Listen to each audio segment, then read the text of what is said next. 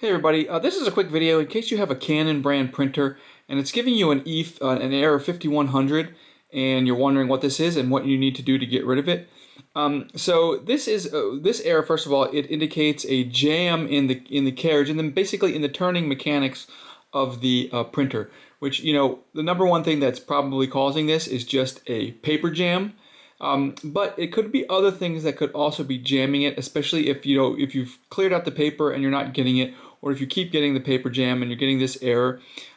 You can check. You also want to open it up and make sure that there's nothing like, especially if you just bought the printer. There's usually some styrofoam and stuff like that on the inside that protects it. Make sure you've gotten all of that stuff out of there, and that everything can move freely. And then just check it for any other kind of obstruction like that would keep all the different parts and pieces from turning and moving freely within the printer. And if you do that, you should be able to get rid of this error. So anyways, hope this video helped. Thanks a lot for watching. Have a great day.